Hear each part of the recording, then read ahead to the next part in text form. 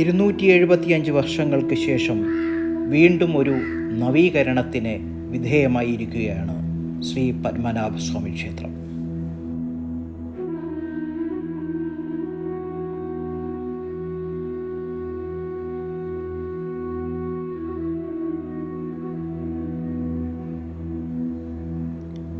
നവീകരണത്തിന് പിന്നാലെയുള്ള മഹാകുംഭാഭിഷേകം 2025 June 8 നടക്കുന്നു.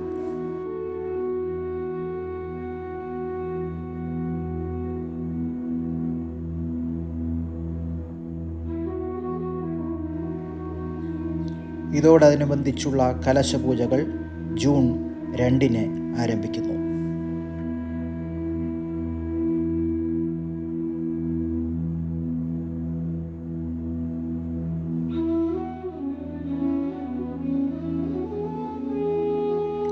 ശ്രീകോവിലിന് മുകളിൽ താഴികക്കുടങ്ങളുടെ സമർപ്പണം, വിശ്വക്സേന വിഗ്രഹത്തിൻ്റെ പുനഃപ്രതിഷ്ഠ, തിരുവമ്പാടി ശ്രീകൃഷ്ണസ്വാമി ക്ഷേത്രത്തിൽ അഷ്ടബന്ധ കലശം എന്നിവയാണ് ഒരുമിച്ച് നടത്തുന്നത്.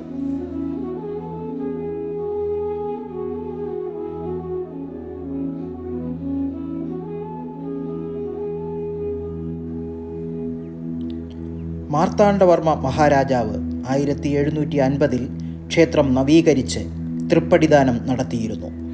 ഇതിന് 275 വർഷങ്ങൾക്ക് ശേഷമാണ് സ്തൂപികാ സമർപ്പണം നടത്തുന്നത്.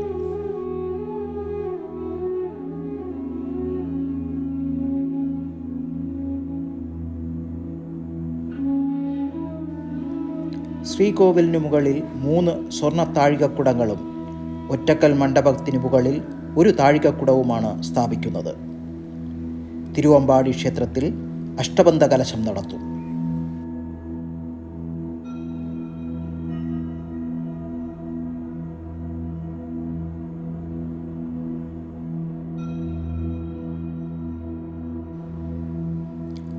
ശ്രീ പത്മനാഭസ്വാമിയുടെ പാദത്തിനു താഴെയാണ് വിശ്വക്സേന വിഗ്രഹവും ക്ഷേത്രവുമുള്ളത്.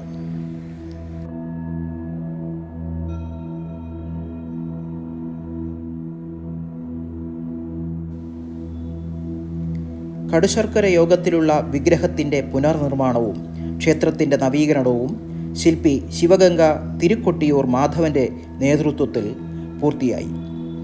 2021 നിർമ്മാണ ജോലികൾ ആരംഭിച്ചത്.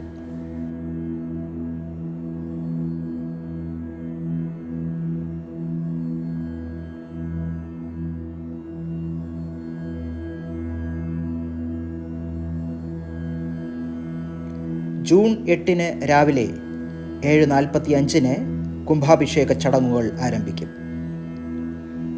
ജൂൺ 2 മുതൽ ശുദ്ധക്രിയകളും കലശപൂജകളും തുടങ്ങും.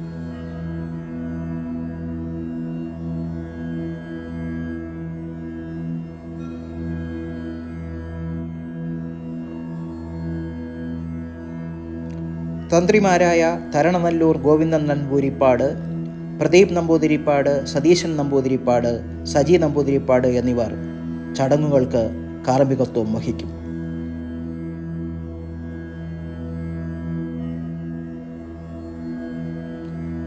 എട്ടര യോഗക്കാർ, പുഷ്പാഞ്ജലി സ്വാമിയാർ, ക്ഷേത്രം സ്ഥാനി തുടങ്ങിയവർ ഈ മഹനീയ ചടങ്ങുകൾക്ക് സാന്നിധ്യം വഹിക്കും.